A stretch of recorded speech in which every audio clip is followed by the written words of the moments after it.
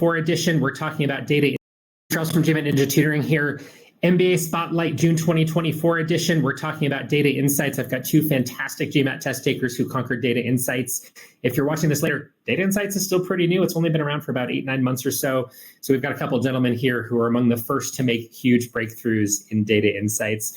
If you're watching this live at MBA Spotlight, please toss your questions into the Q&A function, not the chat. I'm less likely to see those. Punch them into the Q&A. If you like somebody else's question, hit the upvote, and I'll try to address the ones that are most upvoted first. All right, let's go ahead and have you guys introduce yourselves. Akash, just tell us briefly, where are you? Tell us a little bit about just kind of where you are in life, what you're doing for a living, and kind of what brought you to GMAT land. Where are you applying, and why are you doing this to yourself? Yeah, Charles. So currently I'm based out of Pune, India. So currently, I'm working for last 2 years at Deloitte as an analyst in data related roles, technology consult analyst. And so after giving my GMAT, I'm planning to apply MSBA courses. So mostly I'm targeting two geographies, US and UK. So yeah. Oh, excellent. Thank you, Akash. And thank you so much for doing this with us. Anurag, same question. Just tell us about yourself a little bit. Where are you in life, and why are you doing this GMAT MBA thing to yourself? So hello everyone, I'm Anurag from India, and I'm currently pursuing my bachelor's in technology in IIT Roorkee, and I'm in my final year and looking to apply for a deferred MBA in most probably US and for fall 2025. I got a GMAT FE 725, and that translates to a 760 on the classical version, and I have attempted the exam twice. And I'm currently interning at PwC India for 2 months as my summer internship. And I'm working in my technology consulting role with Adobe, and it's a data analytics and cloud project. So yeah, happy to answer your questions. Thanks. Awesome. Thank you, Anurag. Akash, let me pick on you first, just as far as the journey specifically on data insights. So if you could tell us, when you first encountered data insights, how did it go for you? What was your starting score? And just tell us kind of what was going wrong for you in the beginning? What did you feel like the biggest struggles were? Yeah, so one of the biggest struggles in DI, as you know, is timing. So it was, as usual, a timing issue for me, as well as accuracy.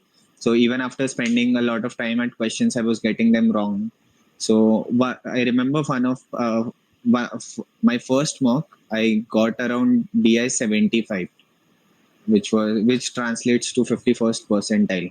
So after that, I realized I need to fix certain things in DI, like timing as well as accuracy. So I joined EGMAT. So after going through the course and everything, and some peer feedback as well. So I joined the course, as well as I was solving questions on the GMAT club for the OG questions, as well as the other questions which are available on the GMAT club, as well as the GMAT club test. So after the going through the GMAT course, EGMAT course, and following the structure, what I realized, like in DI, the main key pointers for conquering the time is having a structured approach for each question.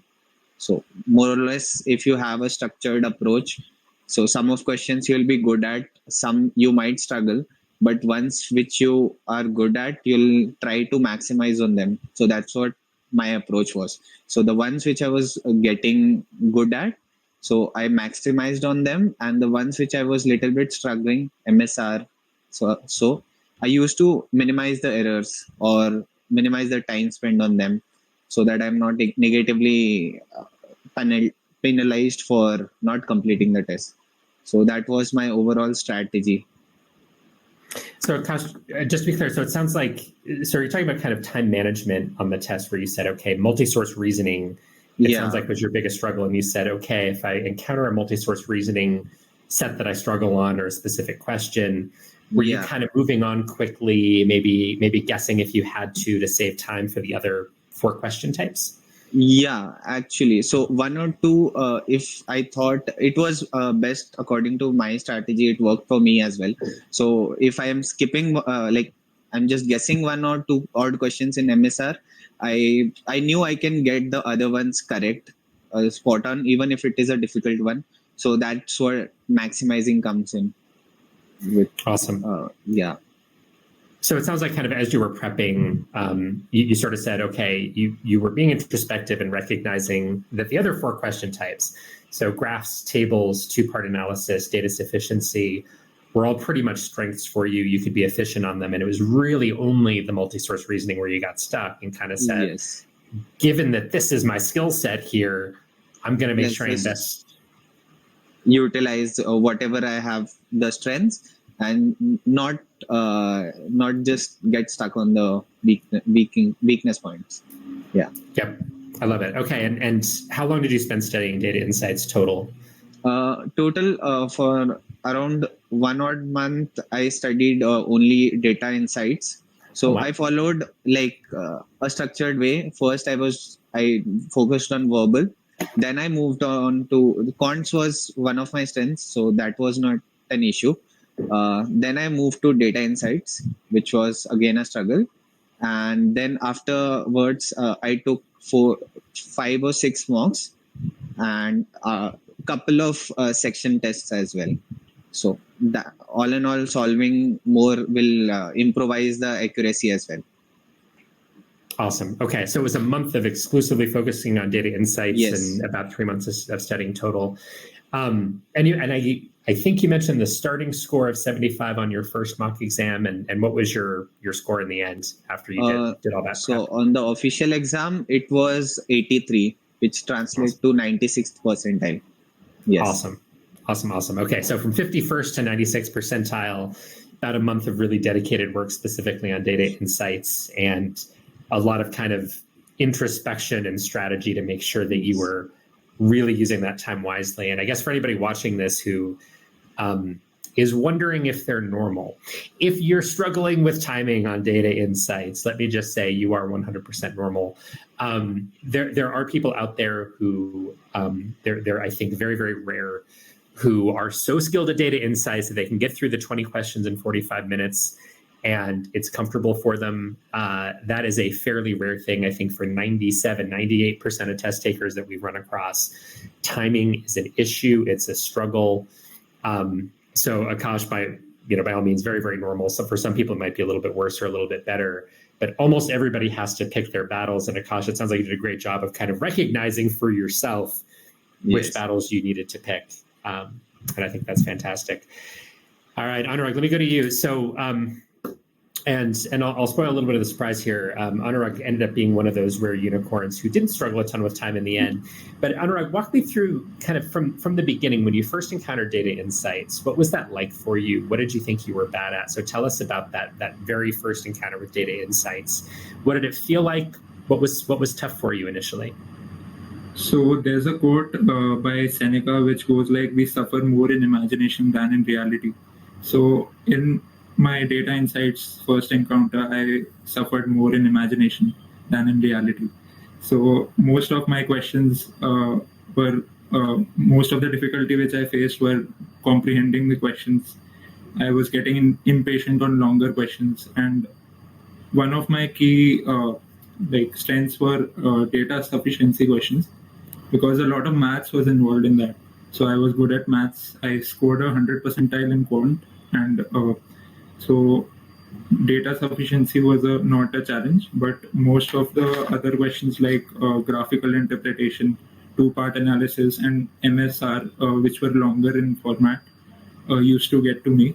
And sometimes I used to miss out some information given in the question, and that would cost me a lot in the exam. That's why I had a lower score in the first GMAT attempt I gave. That was 81.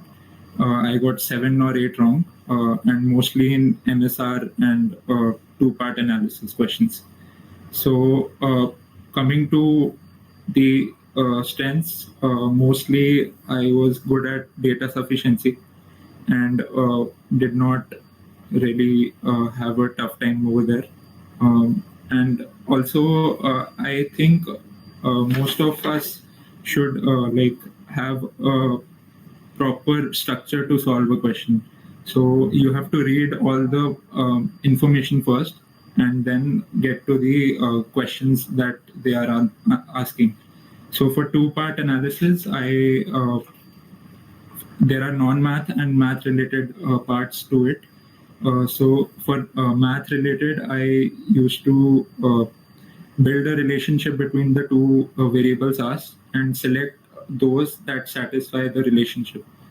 And for non-math related questions, I used to see all the options and check if that part fills the blank correctly or not.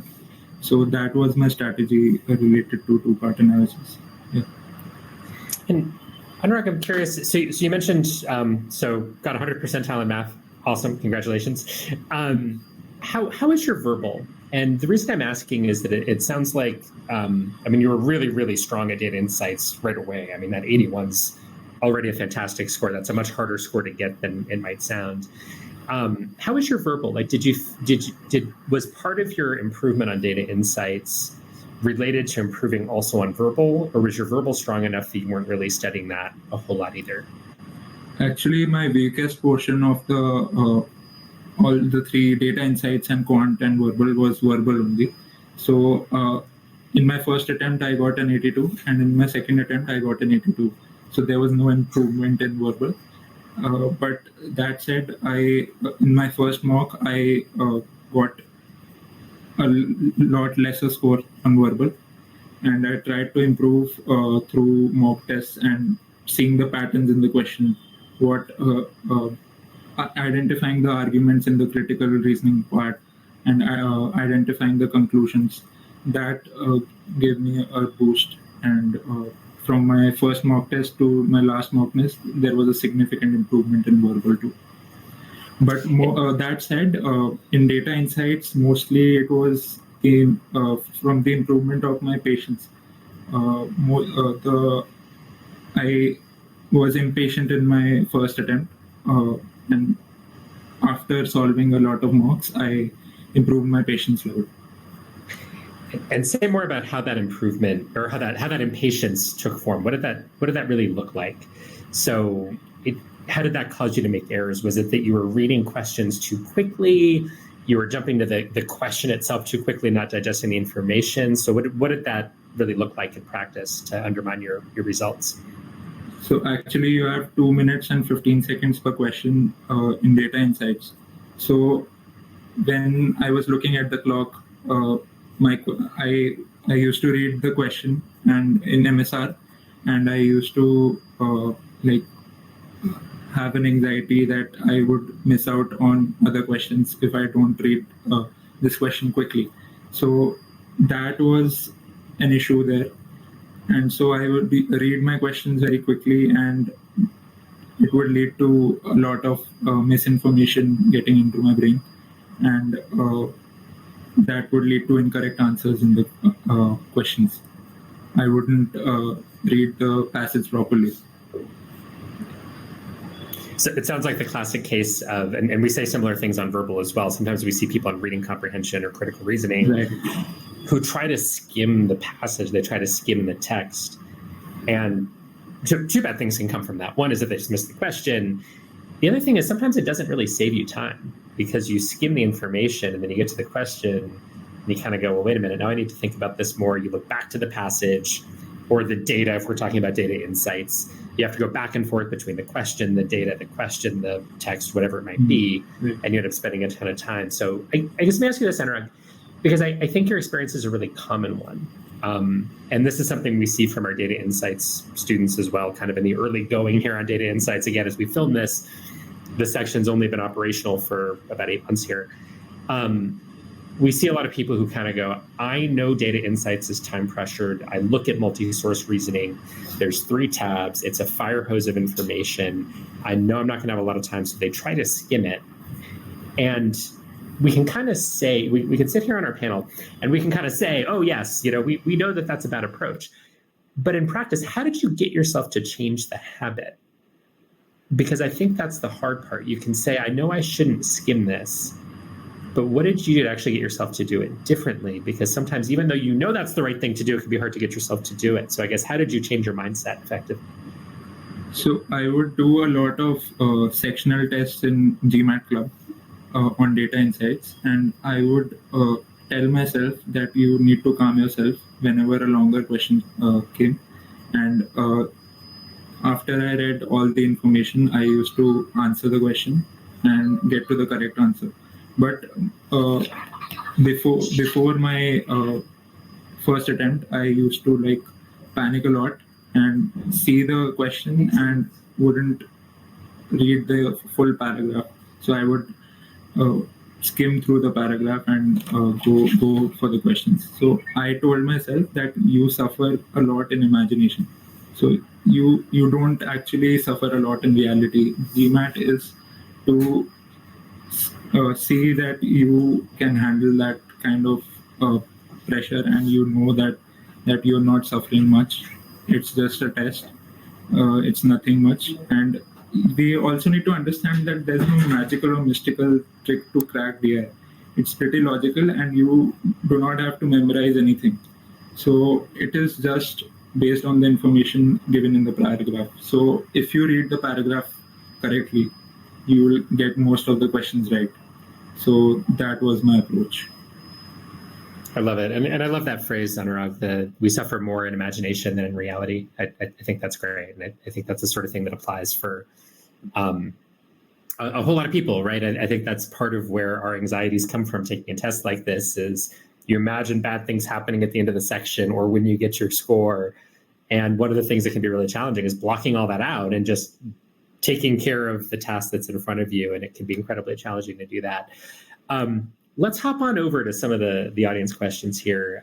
Getting some questions just about what kind of materials to use. So for example, where can we practice the 4 question types other than data sufficiency? The most obvious answer to this is the official guide, the official data insights guide, the data insights question bank that's online. If you want official questions, those are your best sources available at mba.com. I guess Anurag and Akash, I'll go to both of you. We'll start with Anurag. I guess, what else did you use other than the official guide to practice the non-data sufficiency question types? So actually, I think he's confusing the book with the internet thing. So he's only looking at the book. The book only contains data sufficiency questions. You need to log into a website to go through other graphical interpretation, 2-part analysis, and other questions. So you can practice from there, and also you can try out GMAT Club's sectional tests, and they have free questions as well available. A lot of question bank available at GMAT Club you can try, and also go through the 2 official mocks which are free of cost. That will help you a lot. Yeah, that is it. I think that is the resource that I use. Perfect. And thank you for bringing that up, Anurag, about the book. And possible that we've seen people get confused about this. We've seen comments on our YouTube channel as well. The books themselves do not contain any of the, or very many, we'll just say, most data insights questions are not in the physical books themselves. You've got to log into mba.com. If you buy a physical copy of the book, it will include a code that you can then put into mba.com. That allows you to access all of those additional data insights questions online. So thank you for bringing that up. Anurag, I think you're spot on. Sounds like you also use GMAT Club. Akash, I guess I know you use the official stuff as well. Anything else you used for data insights that you thought was useful for practice? Yeah, more or less the course which I took, the eGMAT course, like it had quite a lot of questions to solve. So I used that. Other than that, I used GMAT Club as well. So on the GMAT Club tests, as well as on the GMAT Club forum, there are quite a lot of questions. There are a couple of good questions as well. They are designed on the same lines of the official mocks, not the exact same, but yeah, they are good practice questions. Just so I used to put a tag on the difficulty tag on the GMAT Club and used to solve couple of on the difficult questions. So suppose 700 and above questions. So that improved my approach as well. So yeah. Excellent. Thank you, guys. And I guess we had another question, and now I'm not seeing it. Seems to have disappeared from the Q&A. But we have the non-math question types. Somebody asked about data sufficiency. I think somebody else has asked about them in general. Did you do anything in particular for the non-math style of data sufficiency? And I think kind of the implication in some of the questions we've got on it is that there isn't the official guides, even the newest editions that just came out, don't have a lot of non-math based data sufficiency. So did you guys have a way of getting exposure to it? Did you feel like you saw a lot of it on the exam? Akash, I'll start with you on that. Did you do anything in particular for the non-math data sufficiency? Yeah, actually, non-math, I didn't solve much, but a little bit of exposure on the non-math questions were from GMAT Club only. So I remember, but starkly on the test, not on the mocks, but the official mocks which I gave, they were not that difficult non-math questions, but on the actual test I faced some of the non-math questions which were quite new, which I haven't seen. So that is one of the sections which an aspirant needs to prepare. Then because there are a couple non-math and math are distributed equally, so there are a couple of surprises in non-math as well, since not much sources are available. And I guess, Anurag, same question. Did you see much of the non-math or more of the non-math based, I guess, on your actual exam than you did in, let's say, the practice tests? And was there anything you did to prepare for them? So mostly I got non-math related questions in the actual exam and couldn't get through the questions in my mock test. But mostly you can check Experts Global mock test. So you can get non-math related questions quite a lot in those papers as well. But all in all, you can prepare for the non-math related questions by looking for the classical version. There was a fill in the blank question as well. So you can check those questions. They are quite good for two-part analysis because there are a lot of fill in the blank questions in two-part analysis. For non-math, you can also try verbal questions only from GMAT Club. These are your go-to guides. And also for MSR non-math related questions, there are a lot of questions available on GMAT Club. You can check those out there. But there's a dearth of questions available online for the non-math part. And I think GMAT is focusing more on that part because it's not easily available. So you can score a lot lesser in the actual exam than your mock test because you haven't taken the non-math related questions. So for practicing that, you need to go out and check more and more questions, all the questions available online. Yeah, that's what I would say. Sounds good. All right, we're getting questions about time management specifically. This is a really good one from Asha. And again, apologies if I mispronounced your names. How should we improve time management on data insights? Should we do untimed set to work on accuracy first or consistently do timed sets? So Akash, I'll start with you on this. Do you have any thoughts? Since you did struggle with timing a little bit, when did you introduce the time pressure? Yeah, so this is a common question which I had while preparing as well.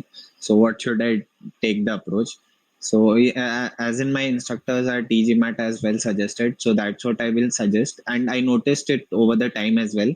The timing issue is not actually because we are solving the question slowly. It's because the way you told, we are doing the back and forth between the questions.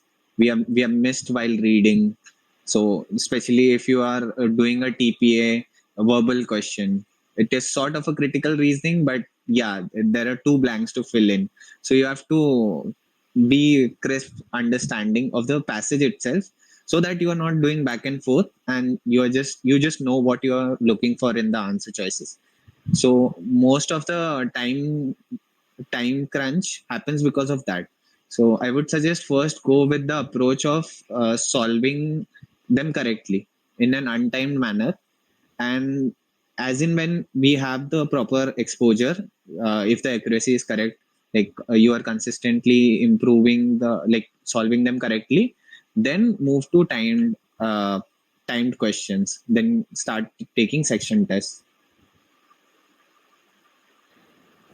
Yeah, I love it. So I think the suggestion here is start untimed first. Don't introduce that time pressure just yet. And I think the bottom line is get your process right. Become efficient first, as efficient as you can. Get experience with these question types. Get used to kind of optimally processing the information you're given. Similar advice we might give for critical rating and reading comp. Learn to process that information efficiently from the start. If you over skim it, you might spend an eternity on those questions. So get really good first. Personally, I advocate for timing everything you do just so you can see those times and track how much you're improving. But I don't believe, personally, for most test takers, I don't like to restrict that time initially. So I don't want to sit there and say, hey, you're new at data insights, you're struggling to keep the time under control. I don't want to say, hey, go do these questions in 2 minutes and 15 seconds. I think that's going to create bad habits. But I would say if you're going to go do 10 questions, time it. Don't look at the timer. Find out how long you're taking just to give yourself a sense of your timing, but really focus early on the process. And Akash, is that fair? Yeah, that is fair. That is what I followed as well. So timing falls in place once we have the proper exposure and the process in place. Anurag, I can see your brain working. Anything to add? No, that was the approach I followed, the structured approach, reading the questions as well. And all in all, there's no magical or mystical trick to crack the, as I said. It's just logical, and you just have to read the paragraph and answer. There is nothing too magical about it. Yeah, and I think that's well put. It's not magical, but that doesn't necessarily make it easy, right? Sometimes it takes time to get really good at that skill of really drilling into that passage. So it's just more practice. So you just have to practice a lot of questions and get to a higher efficiency, and then see how much time you are taking, so that you can cut down on your time and read. You should also make your reading speed a little faster. Read a lot of novels, read newspapers as well, so that you can gain a lot of reading speed as well. And I know I said it a couple times here, but again, for most people, even once you've really put in a lot of work to optimize your process, most, not all, Anurag is blessed to be an exception. Most test takers still struggle with timing on data insights. And if you can get to a point where you can comfortably, accurately answer 16, 17, 18 questions, fantastic. And maybe you need to pick some battles and make some guesses on the rest of them. So don't be ashamed. Don't be ashamed. Don't be afraid if you still have time pressure, even after you become a great deal more efficient, really work on your underlying skills and your ways of processing that information. Okay, we're getting another somewhat related question I see down here somewhere, if I can find it again. Yeah, great question about time, kind of time management here around multi-source reasoning. Again, the very common experience here, and I think both of you guys have mentioned kind of the multi-source reasoning specifically, because, and for those of you who are brand new to data insights, multi-source reasoning, you get a bunch of information, 2 or 3 tabs of different information, might be text, might be graphs, might be charts, and you get 3 questions attached to that set of information. So it feels a little bit like a reading comp passage in a sense. 3 of your 20 questions will come from this one set of information. It's intimidating. It's a lot of information. So usually I just guess all of the multi-source reasoning questions in the first round, try to nail all the rest of them. If there's time afterwards, you go back and do it. Is this approach advisable? The one thing I would say to this is, for any given individual, for you, perhaps that might be an optimal strategy and fantastic. For others, maybe not. I don't want anybody out there to assume that multi-source reasoning is always worse, always harder, always more time-consuming, because for some people, once you get your head broadly around the information that's given, some people are actually really efficient on multi-source reasoning and actually do better on it than the other question types.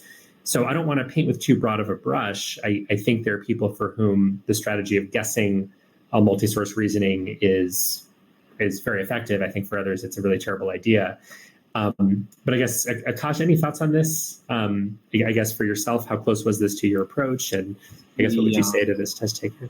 So MSR, my approach initially was guessing only, but later a point of time I shifted to actually grasping what is given in the all the tabs and everything, and then following exactly what are the questions. So I used to get stuck at in MSR at particular question levels. So there are 3 sub questions as well. So if you get 2 of them right, even if you get one of them wrong, the complete question is you'll be given a negative.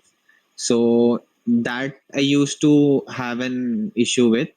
So also reading the MSR, like it takes time. Like there are 3 tabs, and then digesting the information. So it's a lot. If you are just starting to solve DI, it can be overwhelming at times.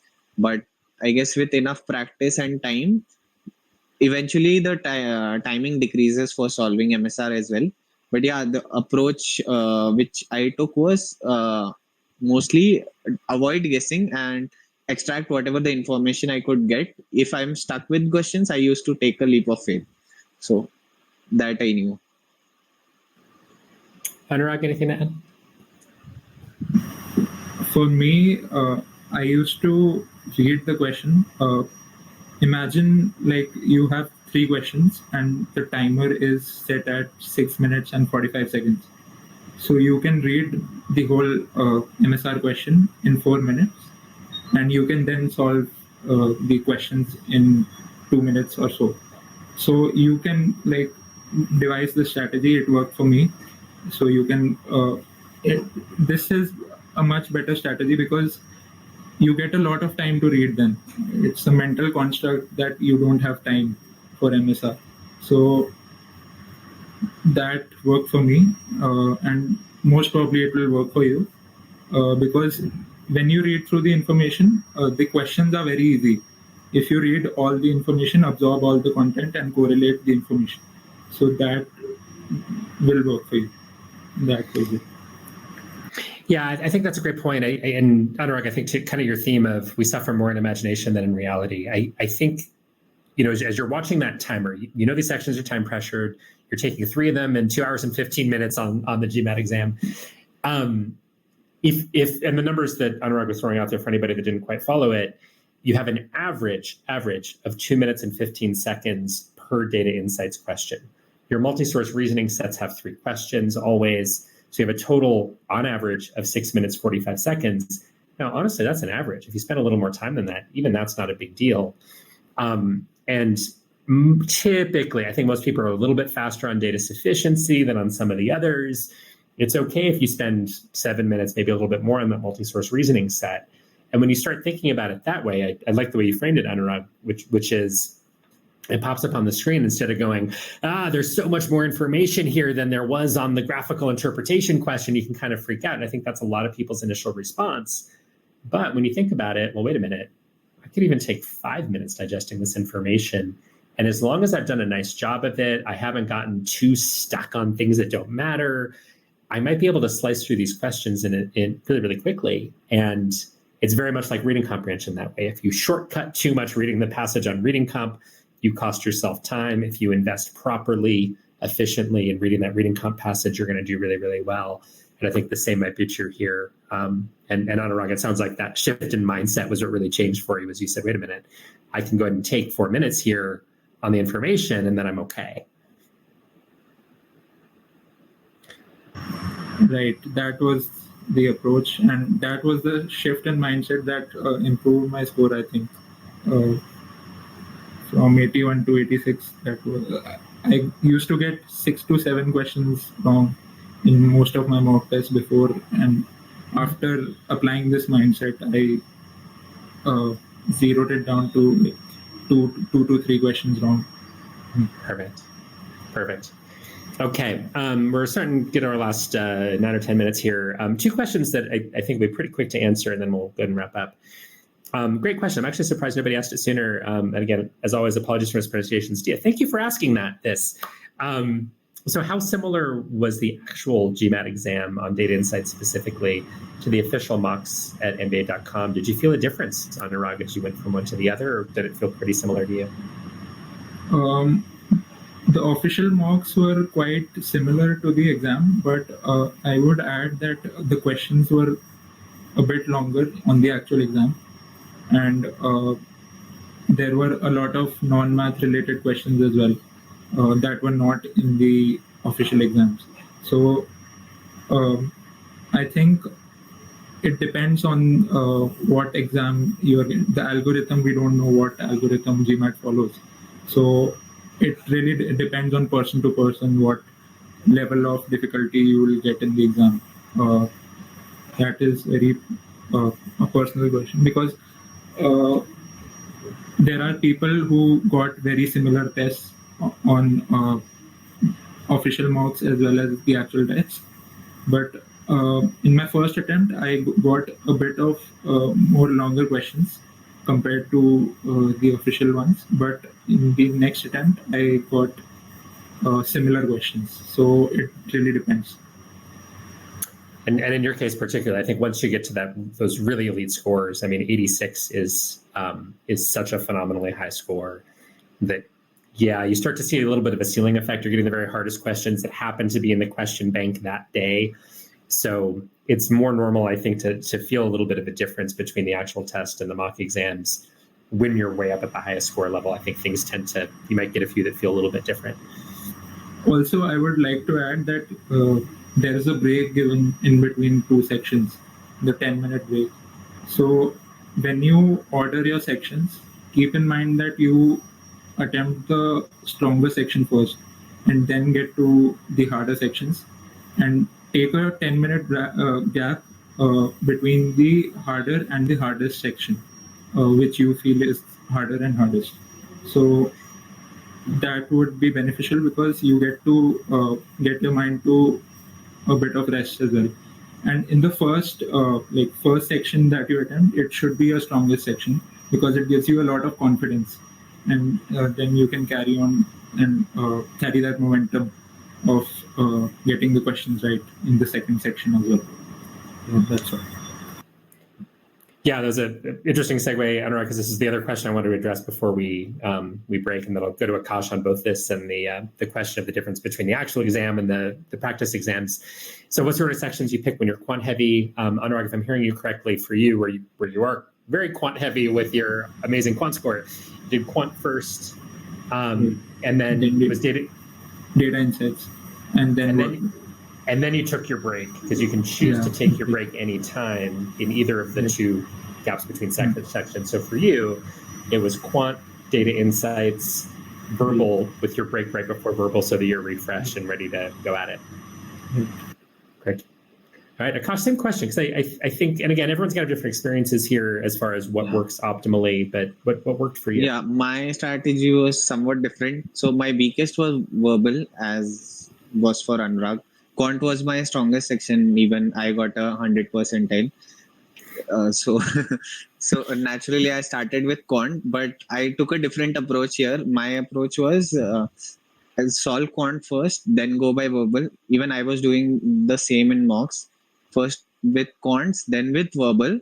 Then there was a 10-minute break, and then I was going to DI. So, and I guess what made you pick? What made you decide to put the data insights last, even though it's not your weakest section? Yeah, it was not my weakest section. Then also I put it because I wanted to utilize that break. So quant I was good at. I knew I can finish the section a bit early as well. So usually I used to finish the section before time. So I had enough time to just relax and have time for verbal. So verbal I wanted to take with the same flow. Data insights I wanted to just have that break, tune into a different strategy, so approach it with that mindset, different mindset. So that's why I shifted data insights to the last. It is usually people don't do that, but I took that strategy. No, I think that's great, and I think the thing I would emphasize as far as section order is, I do think it's true to your points that for a lot of people doing the strongest section first is a good idea. Get your confidence, get your flow. I think as you put it, Akash, which I think is fantastic. But again, everyone's different. I think for me personally, and again, I'm not saying that this is right for most people. I actually don't think it is right for most test takers. I'm a little bit of a different test taker. I've been teaching this stuff for 20 some odd years, right? I like to get the section out of the way first that I enjoy the least. And I love teaching verbal, absolutely love teaching verbal, been doing it a long time, obviously.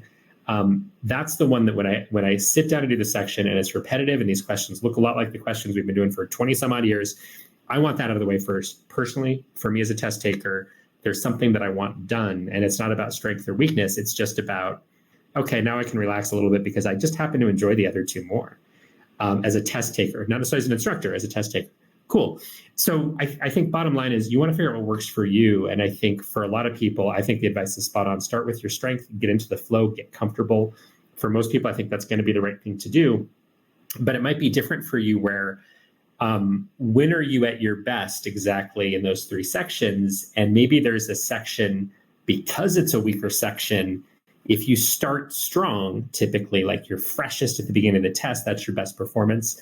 Some people say, hey, I want to put my weakest section at the beginning because that's when I'm most likely to sort of overcome and be my very sharpest. Bottom line here, know yourself, get to know what works best for you. Again, for most of you, I think you're going to land someplace like what Anurag landed on, which is strongest section first. But if that doesn't work for you, cool, right? It's not one size fits all. Figure out what works for you, makes you perform at your best and feel you're most comfortable. Okay, one last super quick question for Akash, and then we're going to wrap up because we are less than 2 minutes left here. So same question that I asked Anurag about. How similar did you feel the actual exam was to the mock test that you did on MBA.com? Yeah, so from the actual exam, the mocks were similar only. Other than that, as Anurag said, that DI, some non-math questions were there. So as in when you start hit the ceiling, the harder questions comes in. So that's where we see the new type of non-math questions actually come into play, which GMAT throws at you. So yeah, so mocks are almost on the similar level. Yeah, so once you start scoring higher in the algorithm, it depends on the day itself. You might get math heavy or non-math heavy. So ideal situation would be to prepare for both of them. Awesome. So it sounds like neither of you were too thrown off. It's like you saw, and again, remember everybody, these are two fantastic scorers here. We've got an 86 and 83 on Data Insights, amazing scores. That, yeah, as you got up there, it started to feel a little bit different at times, but for the most part, not so radically different from the mock exams. Fair? Yeah. Hey. Awesome. Perfect. All right. We are coming up on the end of time here. Anurag, Akash, thank you so much for joining us and doing this with us. It's been an absolute blast. And thank you, everybody, for watching. And we will see you in the next session. All kinds of good stuff coming tomorrow if you're at MBA Spotlight. Session with GMAC. We're going to be talking about score reports. What do schools see? We'll have a former admissions director at Haas. We'll have a representative from GMAC. So please join us for that. Also a session with the creators of the GRE over at ETS. So please join us for that tomorrow. And Akash and Anurag, once again, thank you so much for doing this with us. And thank you, everybody, for watching. Thanks a lot. Thank you. Thank you, Charles.